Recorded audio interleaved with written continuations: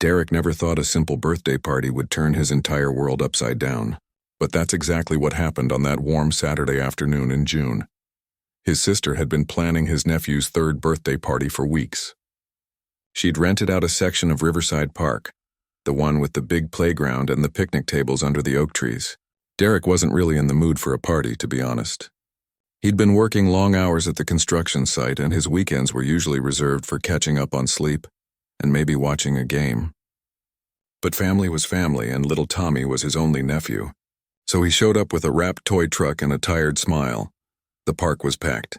Kids were running everywhere, screaming with that special kind of joy only children seem to have.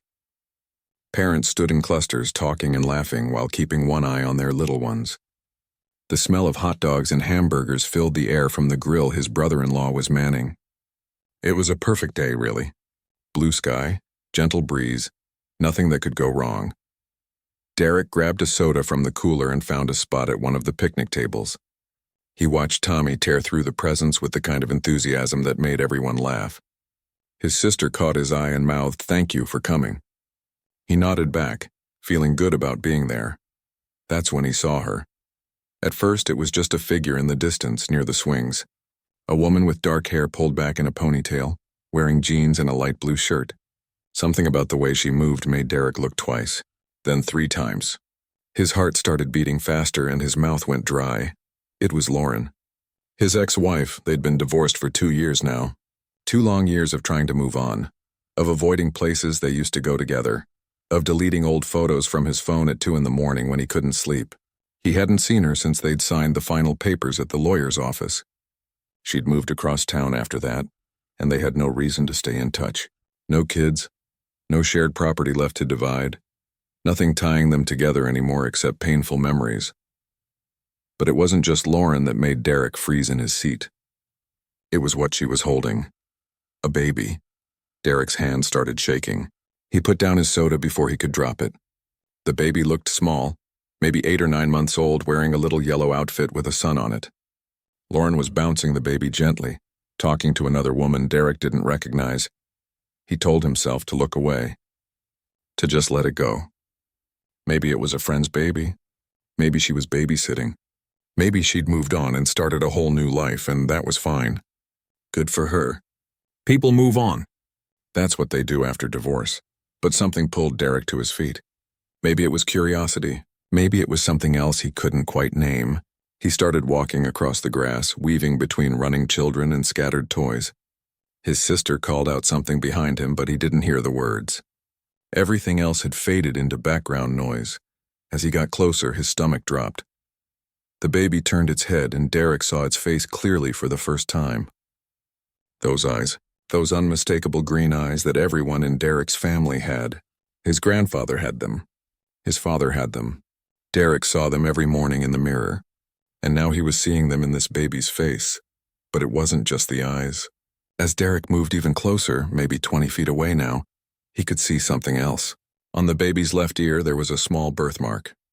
A tiny dark spot right where the ear met the head. Derek's hand instinctively went to his own left ear, touching the identical mark he'd had since birth.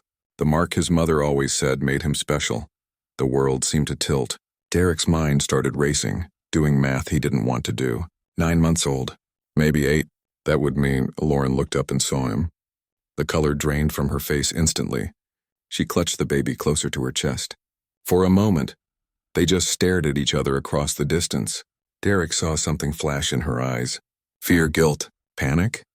Maybe all 3. The other woman Lauren had been talking to looked confused, glancing between them. Lauren said something quick to her, then turned and started walking rapidly toward the parking lot. "Lauren!" Derek called out, finally finding his voice. It came out rougher than he intended. She walked faster, almost running now, the baby bouncing against her shoulder. Derek followed, his construction boots heavy on the grass. People were starting to stare. His sister was definitely calling his name now, but he couldn't stop. He had to know. He had to understand what he'd just seen. By the time he reached the parking lot, Lauren was already at her car, a blue sedan he didn't recognize. She was fumbling with her keys, trying to open the door with one hand while holding the baby with the other. "Lauren, wait." Derek was breathing hard now, not from the short walk but from the adrenaline coursing through his body. "Please, just wait." She stopped but didn't turn around. Her shoulders were tense, her head down. "Is that—" Derek couldn't even finish the sentence. He moved closer, coming around to see her face. "Lauren, look at me." She finally turned, and he saw tears in her eyes. The baby was watching him now with those green eyes, those impossible green eyes making little cooing sounds. "Whose baby is that?" Derek's voice was barely a whisper. Lauren's lips trembled. She opened her mouth, closed it, then opened it again. "Derek, I can't. This isn't— That baby has my eyes." Derek felt like he was floating outside his own body. "That baby has my birthmark. My family's birthmark.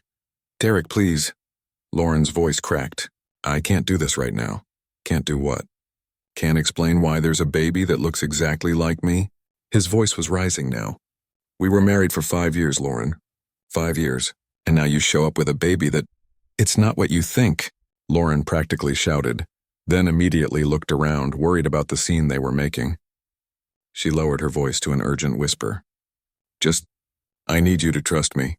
This isn't the time or place, and trust you." Derek felt anger mixing with confusion.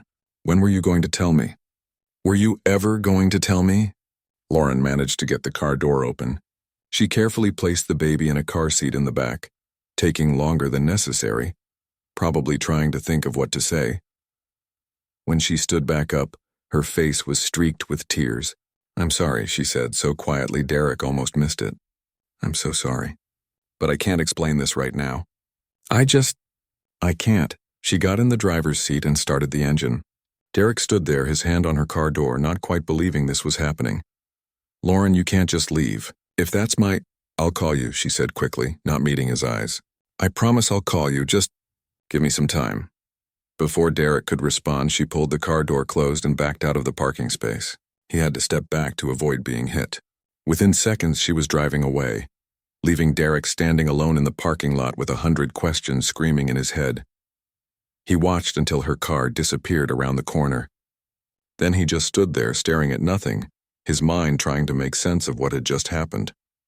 Behind him, he could hear the party continuing. Children laughing, music playing, people having a good time. But Derek felt like he'd just stepped into a different world entirely. A world where nothing made sense anymore. A baby with his eyes. His birthmark, his ex-wife running away instead of explaining. Derek touched his left ear again, feeling the small mark that suddenly felt like it meant everything. What had just happened? And more importantly, what was he going to do about it? Derek barely remembered walking back to the party. His sister grabbed his arm the moment he returned, her face full of concern. "What was that about?" "Are you okay?" she asked, searching his face. "I'm fine," Derek lied. I need to go. Tell Tommy I'm sorry." He left before she could ask more questions. The drive home was a blur. When he finally walked through his apartment door, he collapsed on the couch and stared at the ceiling for what felt like hours. That night, sleep was impossible. Every time Derek closed his eyes, he saw that baby's face, those green eyes, that birthmark. His mind kept going back 3 years, trying to piece together a puzzle he didn't even know existed. 3 years ago, his marriage was falling apart, and he'd felt helpless to stop it. It hadn't always been bad. When Derek first met Lauren at a friend's barbecue 7 years ago, he'd thought she was the most beautiful woman he'd ever seen. She laughed at his jokes, didn't mind his long work hours, and made him feel like coming home actually meant something. They got married after dating for 2 years, and for a while, everything was perfect. Then they decided to try for a baby. At first, it was exciting. They picked out names, looked at cribs online, talked about turning the spare bedroom into a nursery. But months went by and nothing happened. Then a year, then 2 years. The excitement turned into stress. The stress turned into arguments. Derek remembered the day they went to see the fertility doctor. He'd felt embarrassed sitting in that waiting room full of couples, like he'd failed at something basic that should have been natural. The tests came back and the doctor delivered news that hit Derek like a punch to the gut. His sperm count was low, really low. Not impossible for natural conception, but the odds weren't good. Lauren had cried in the car on the way home. Derek drove in silence, his hands gripping the steering wheel so tight his knuckles turned white. He felt like less of a man, even though the doctor assured him it was a medical condition, nothing to be ashamed of.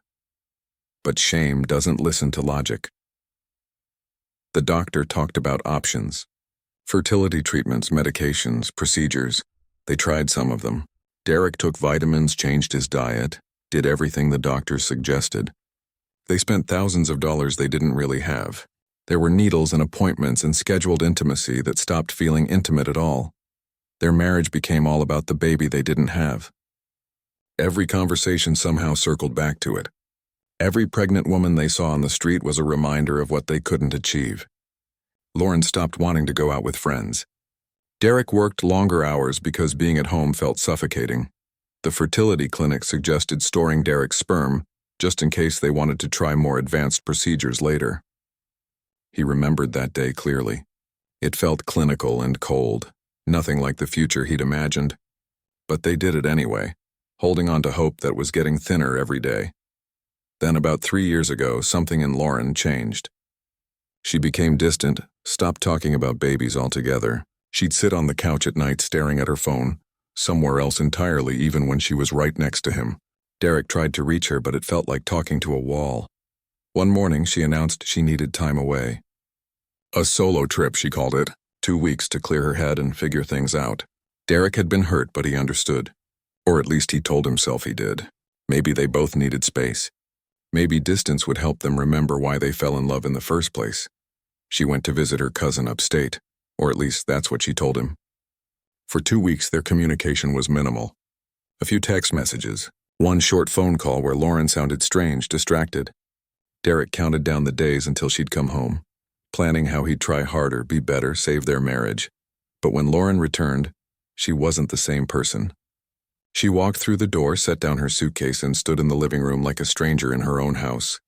"I want a divorce," she said. Just like that. No build-up, no explanation. Derek felt the floor drop out from under him. "What, Lauren, what are you talking about?" "I can't do this anymore, Derek. I can't keep living like this." "Living like what?" "We can work on things. We can go to counseling. We can—" "No." Her voice was firm, final. "I've already made up my mind. I'm sorry, but I can't be married to you anymore." He'd begged her to reconsider, asked what he'd done wrong, promised he'd change. But Lauren was like stone, unmovable. Within a week, she'd moved her things to her mother's house. Within 2 months, they were officially separated. Within 10 months, the divorce was final. Derek had spent those months in a haze of grief and confusion. He didn't understand what happened. One day they were trying to save their marriage, and the next, Lauren wanted nothing to do with him.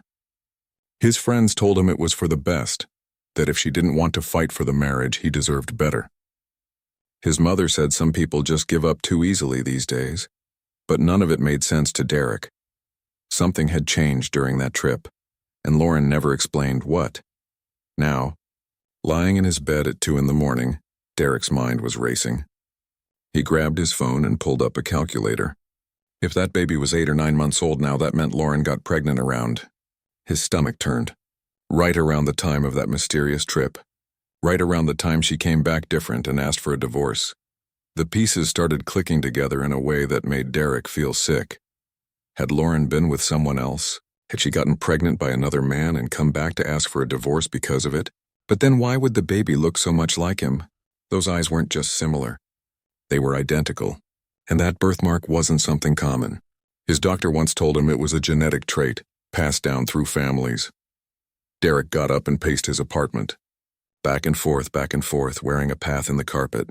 Maybe he was seeing things that weren't there. Maybe the baby didn't really look that much like him and his mind was playing tricks. But he knew what he saw. He'd been close enough. That was his face staring back at him from a baby that shouldn't exist. He picked up his phone a dozen times, thinking about calling Lauren. But what would he say? She'd made it clear she didn't want to talk.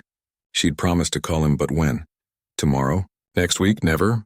By Sunday morning, Derek was exhausted but wired. He couldn't eat. Couldn't focus. He called in sick to work on Monday, something he never did. His boss wasn't happy, but Derek didn't care. How could he operate heavy machinery when his entire world was spinning? On Tuesday afternoon, Derek made a decision. He couldn't just sit around waiting for Lauren to call. He needed answers, and he needed them now. He pulled up his laptop and searched for private investigators in the area. It felt extreme, maybe even crazy, but what choice did he have? Lauren was hiding something. Something big. Something that involved a baby who might be his son. His son. The words felt foreign and familiar at the same time. He'd wanted to be a father so badly 3 years ago. He'd grieved that loss when the marriage ended, accepting that maybe kids just weren't in the cards for him. And now this. Derek found an investigator with good reviews and made an appointment for the next day. He didn't tell anyone what he was doing. His sister had been calling constantly since the party, but he let the calls go to voicemail. How could he explain something he didn't understand himself? Wednesday morning, Derek sat across from a man named Robert Chen, a private investigator who'd been in the business for 20 years. Derek told him everything. The divorce, the baby at the park, the resemblance, the way Lauren ran. Robert listened without judgment, taking notes on a yellow legal pad. "I need to find out where she lives now," Derek said. "I need to talk to her face to face. I need to know if that baby is mine." Robert nodded slowly. "I can find her address." "That's easy enough. But you need to think carefully about what comes next. If this baby is yours, if your ex-wife has been keeping your child from you, this situation could get complicated fast. Legal complicated." "I don't care about complicated," Derek said, his jaw set. "I just need to know the truth." Robert studied him for a moment, then nodded. "Give me a couple days." It took less than that. By Thursday evening, Robert called with an address. Lauren was living in an apartment complex on the north side of town, about 30 minutes from Derek's place. Derek sat in his truck outside her building on Friday afternoon, his heart pounding. Her blue sedan was in the parking lot. She was home. He'd practiced what he'd say 100 times. He'd stay calm, be rational, just ask for the truth. But as he walked up the stairs to her second-floor apartment, all those practiced words evaporated. He knocked on the door. Heard movement inside, then silence. "Lauren, I know you're in there," he called out. "Please, we need to talk." More silence. Then footsteps. The door opened a crack and an older woman peered out. Derek recognized her immediately. Lauren's mother, Patricia. "She doesn't want to see you, Derek," Patricia said firmly. "I'm not leaving until she does." Derek was surprised by how steady his voice sounded. "Please, I just need to talk to her." Patricia started to close the door, but a voice came from inside the apartment. "It's okay. Mom, let him in." The door opened wider, and there was Lauren looking exhausted and scared. Behind her, Derek could see a baby swing in the corner of the living room. Baby toys scattered on the floor. A whole life he knew nothing about. "We need to talk," Derek said quietly, "and I'm not leaving until you tell me the truth." Lauren's eyes filled with tears. She stepped aside and let him in. Lauren's apartment was small but neat. Baby stuff everywhere, a playmat with colorful toys, bottles drying on the kitchen counter, the smell of baby powder in the air. Derek stood in the middle of the living room, feeling like he'd stepped into an alternate universe. Patricia glared at him from the kitchen doorway, arms crossed. "I don't think this is a good idea, Lauren. Mom, please. Can you just give us a few minutes?" The older woman looked like she wanted to argue, but something in Lauren's voice stopped her. She grabbed her purse from the counter. "I'll be in the car. You call me if you need me." She shot Derek one more warning look before leaving. The door clicked shut, and suddenly the apartment felt very quiet. Lauren sat down on the couch, her hands folded in her lap. She looked thin, tired, dark circles under her eyes. Derek remained standing, not sure if his legs would hold him if he tried to sit. "Where's the baby?" Derek asked, his voice barely above a whisper. "Asleep in the bedroom. He usually naps around this time." Lauren's voice was shaky. "Derek, just tell me the truth." Derek cut her off. "That's all I want." "The truth. Is that baby mine?" Lauren closed her eyes. A single tear rolled down her cheek. When she opened them again, she looked directly at him for the first time. "Yes." The word hung in the air between them. Derek felt like he'd been punched. Even though he'd suspected it, even though all the evidence pointed to it, hearing her confirm it out loud made his knees weak. He sank into the chair across from her. "His name is Ethan," Lauren continued, her voice barely audible. "He's 9 months old. Born January 15th, Derek did the math in his head. Conceived in April, 3 years ago, right when everything fell apart." "How?" The word came out harsher than Derek intended. "We couldn't have kids. The doctor said—" "I know what the doctor said." Lauren was crying openly now. "And this is going to sound— Derek, there's no way to explain this that doesn't make me look terrible. Try." Derek's hands were clenched into fists. Not from anger exactly, but from the overwhelming need to understand. Lauren took a shaky breath. Remember when I went on that trip? The 2 weeks I said I needed space? You said you were visiting your cousin upstate. I lied. Lauren wiped her eyes with the back of her hand. I went to a fertility clinic, a different one than we'd been going to. One 3 hours away where nobody knew us. Derek stared at her, not comprehending. Why would you do that without me? Because I was desperate, Derek. I was so desperate to have a baby that I wasn't thinking straight. We'd been trying for so long and everything kept failing and I couldn't take it anymore. But we were trying together. We were supposed to be a team. I know that now. But at the time I felt alone.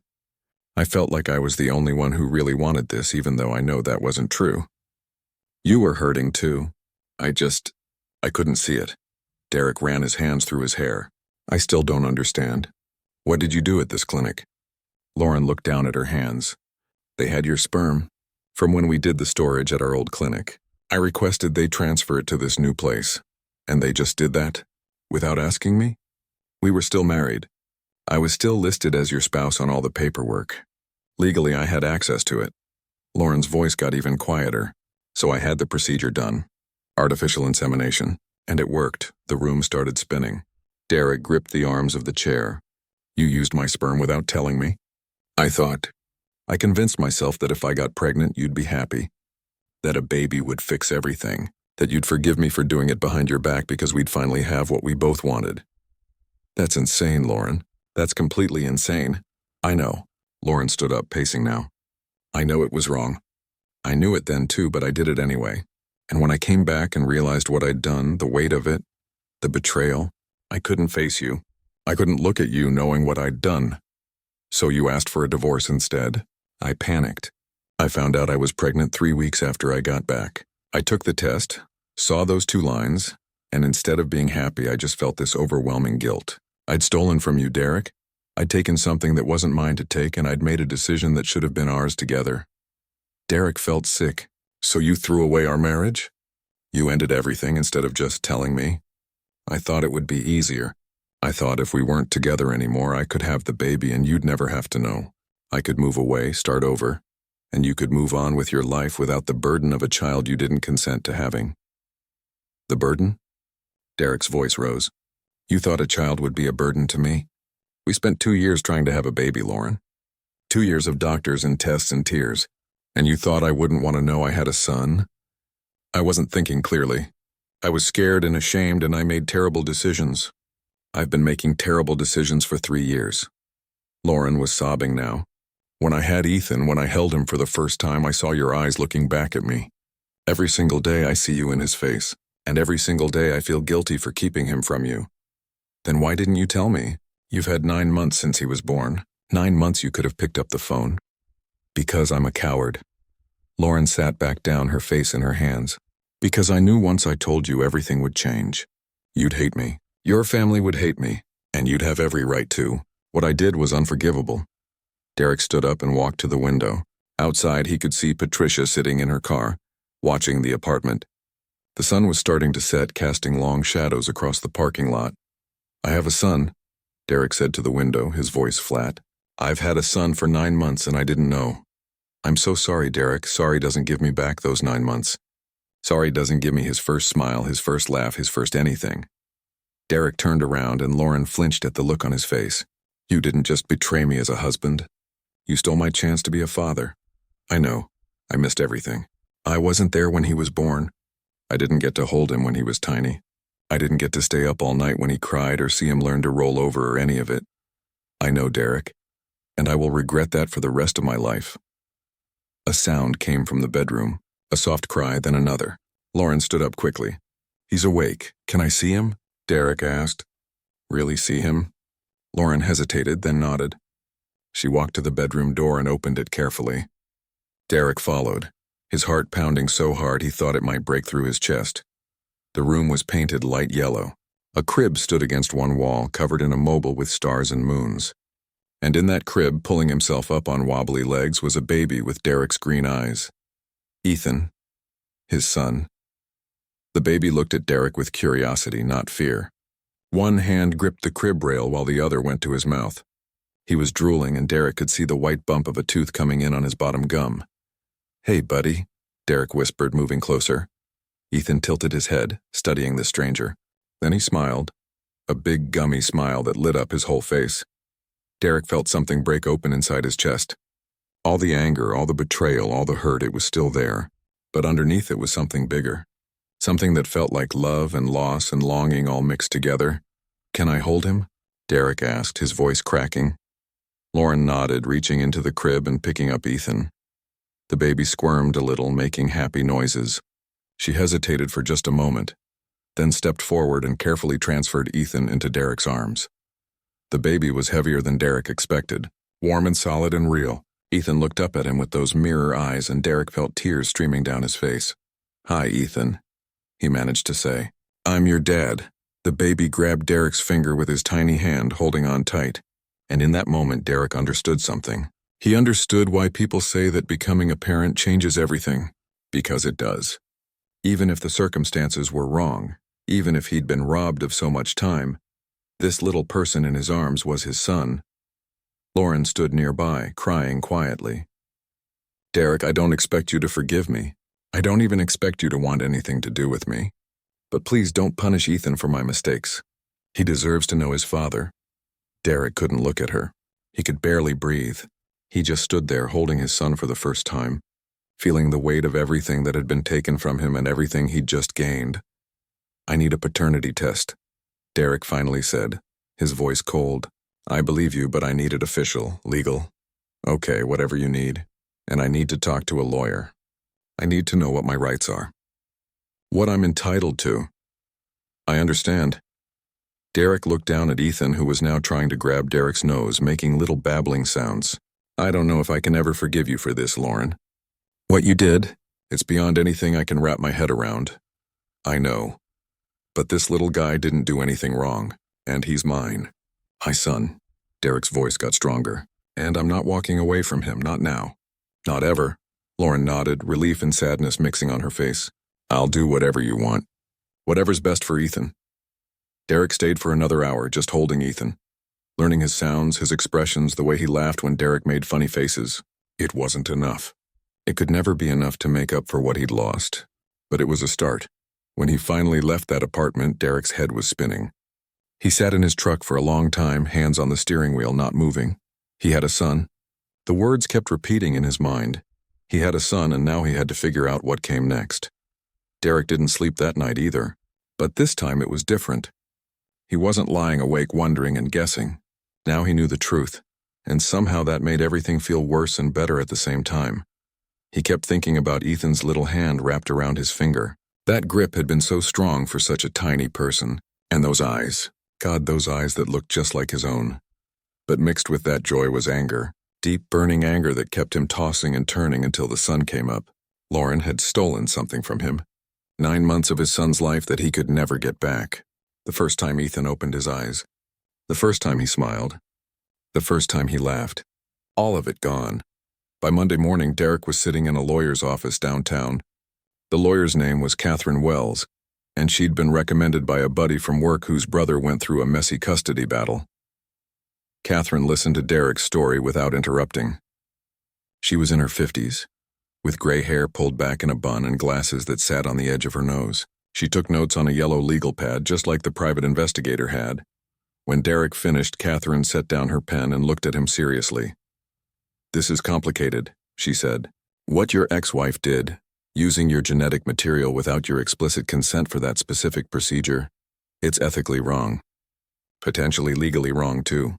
So I can sue her? Possibly. But Derek, I need to ask you something important. What do you actually want here? Revenge money? Custody of your son?" Derek hadn't really thought about it in those terms. "I want to be a father to my son. I want time with him. I want him to know me." "That's good. That's what we'll focus on then."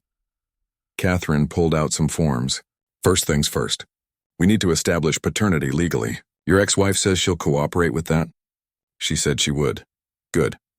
Once we have legal proof that Ethan is your son, we can move forward with custody arrangements.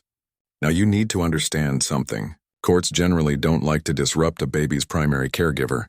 especially when they're this young. Your ex-wife has been Ethan's sole caregiver for 9 months. That matters. Derek felt his stomach drop. So what are you saying? I don't have rights? No, you absolutely have rights. You're his father. But we need to be realistic about what a judge will agree to. Shared custody is definitely possible. Maybe you get him on weekends, some weekday evenings. We build up from there. The goal is to establish a relationship with your son while maintaining stability for him. What about what she did? Using my sperm without permission? Doesn't that matter? Catherine leaned back in her chair. It matters morally, and it might matter legally, depending on how the clinic handled the paperwork. But here's the thing, Derek.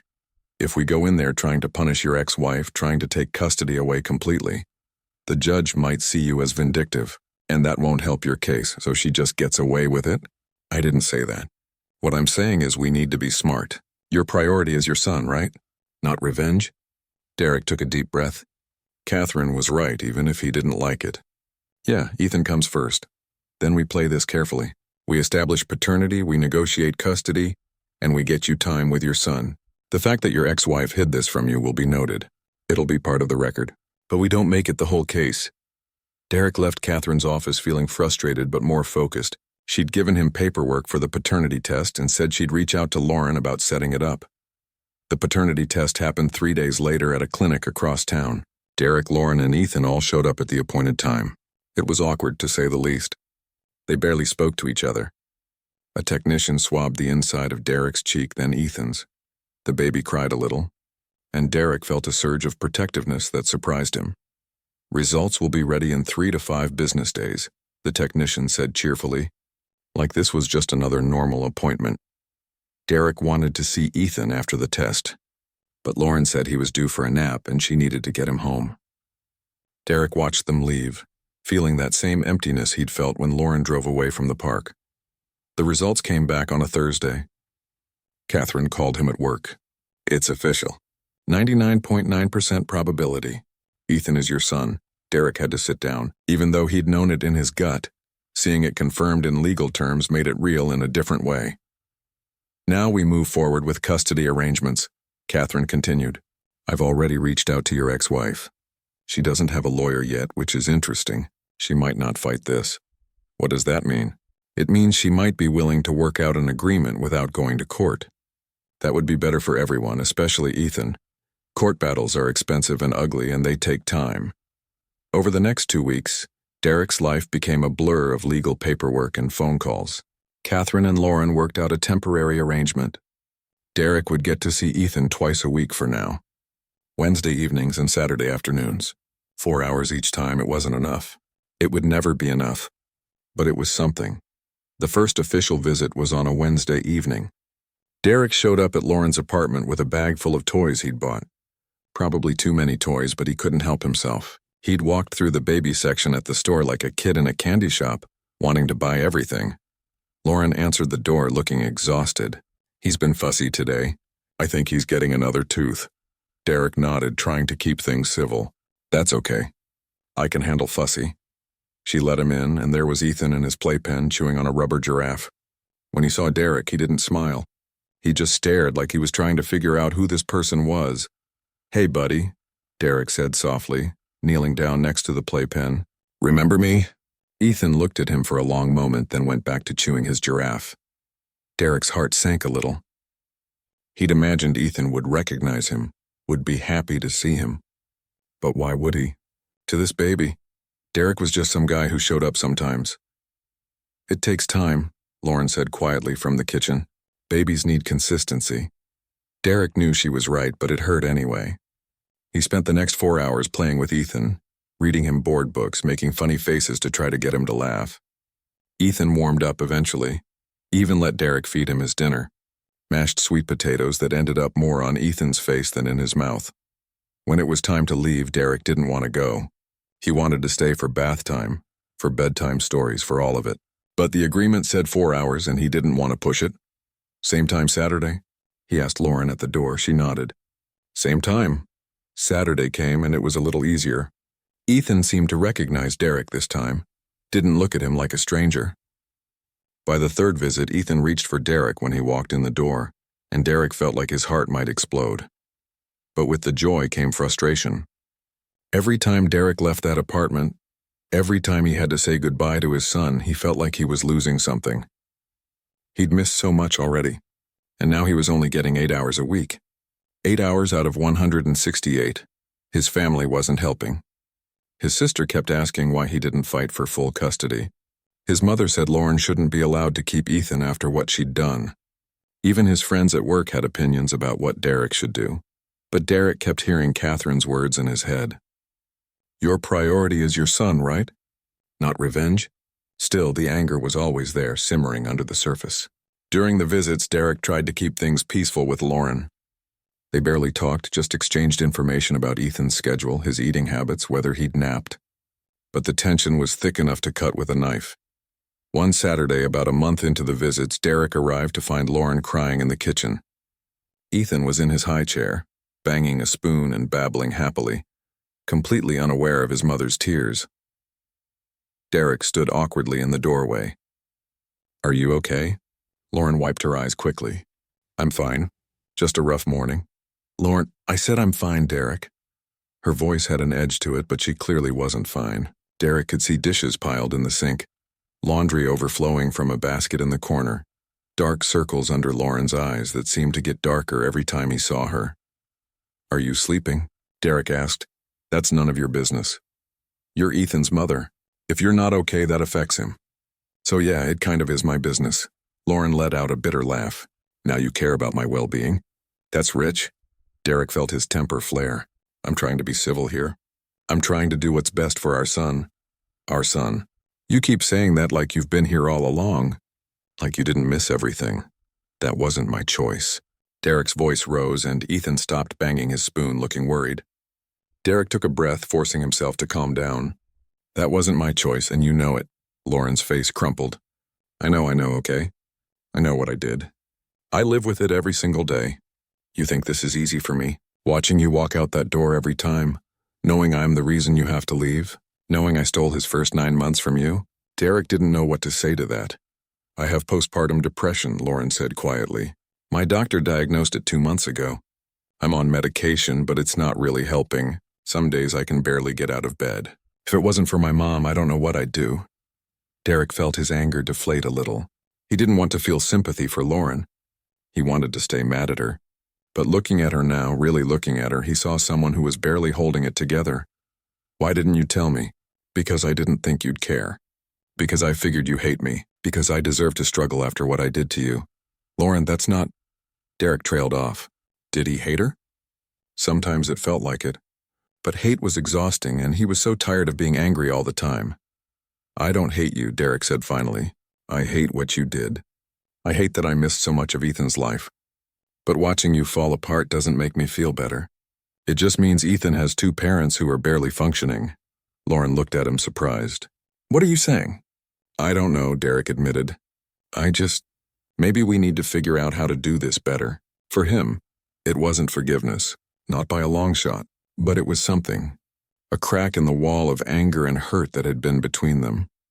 Derek picked up Ethan from his high chair and the baby grabbed his ear, giggling. And in that moment, Derek made a decision. He could keep fighting with Lauren, keep holding on to his anger, keep making every interaction a battle, or he could try something different. For Ethan's sake, he had to at least try. Catherine suggested therapy.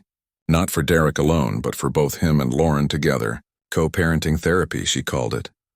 You two need to learn how to communicate without World War III breaking out every time, Catherine had said bluntly. For Ethan's sake, you need to figure out how to be in the same room without all that tension. Derek had resisted at first. The idea of sitting in a room with Lauren talking about feelings with some stranger felt like torture. But then he'd remember Ethan's face when they'd raised their voices that day in the apartment. The way the baby's smile had disappeared, replaced by confusion and worry. So he agreed. The therapist's name was Dr. Helen Foster.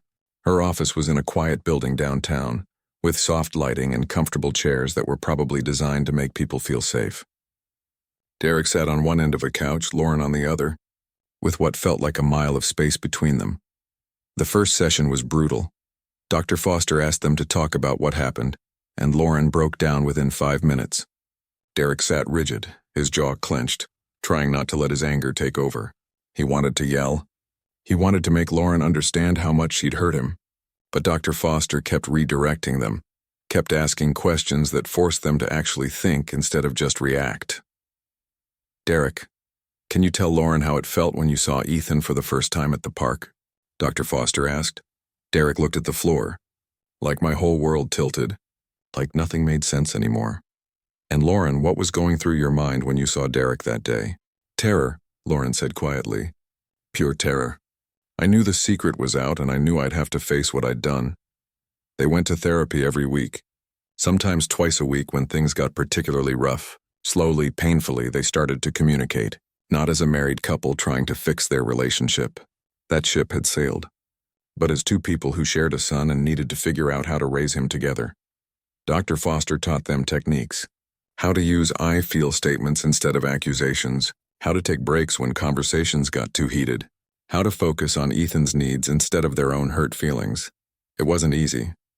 There were sessions where Derek walked out angry, where Lauren cried the whole time, where they seemed to take 10 steps backward. But there were also small victories. Moments where they actually heard each other.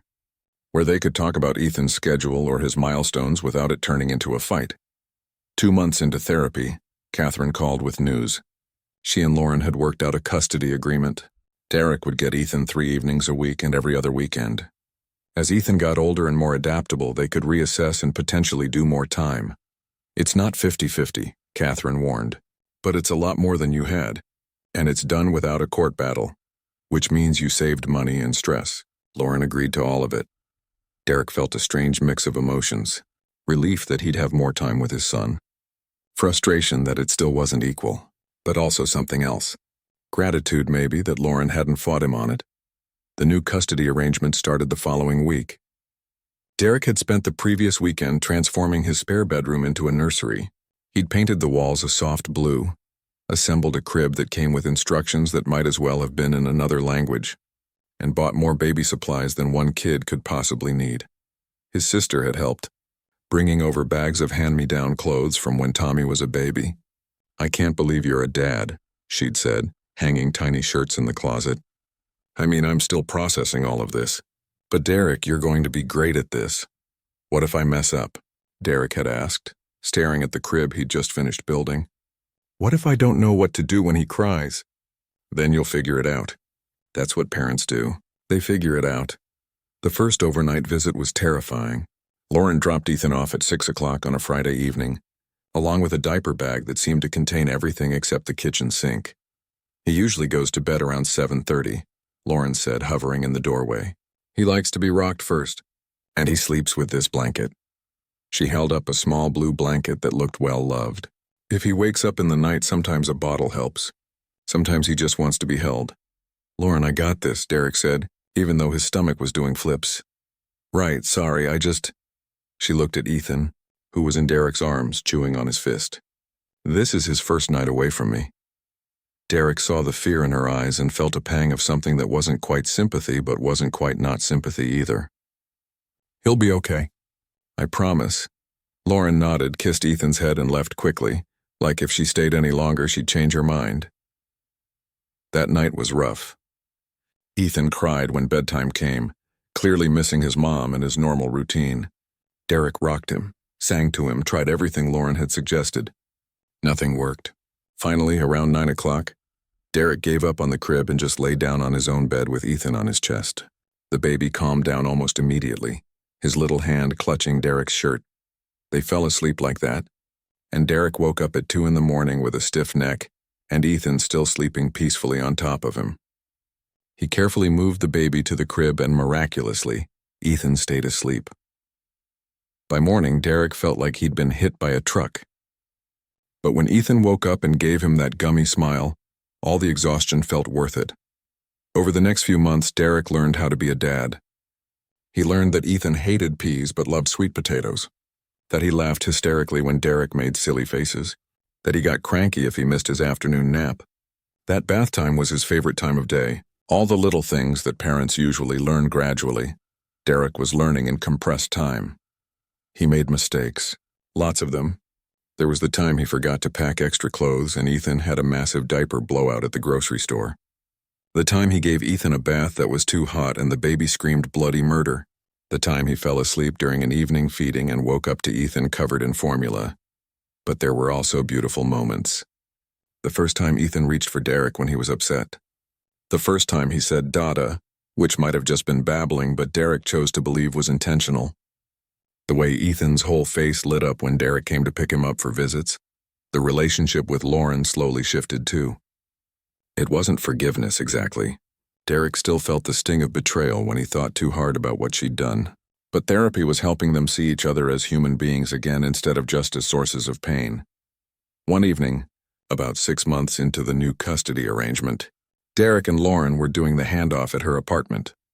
Ethan was walking now, wobbly and uncertain, holding onto furniture and taking brave steps across open spaces. "He took 4 steps in a row today," Lauren said, and there was genuine excitement in her voice. 4 whole steps without holding on to anything. "That's amazing," Derek said and meant it. "Did you get it on video?" "Yeah, I'll send it to you." There was a pause and then Lauren said something that surprised him. "Thank you." "For what?" "For not giving up on this, on him, on us trying to make this work." Lauren's voice got quiet. "I know I don't deserve your kindness, Derek. What I did was unforgivable. But you've been showing up for Ethan every single time and you've been trying to work with me even though you have every right to hate me. So thank you." Derek didn't know what to say. He watched Ethan toddle over to him, arms raised, wanting to be picked up. He lifted his son and Ethan immediately grabbed his nose, giggling. "I'm not doing it for you," Derek said honestly. "I'm doing it for him. He didn't ask for any of this mess. And he deserves to have both his parents in his life, even if those parents aren't together."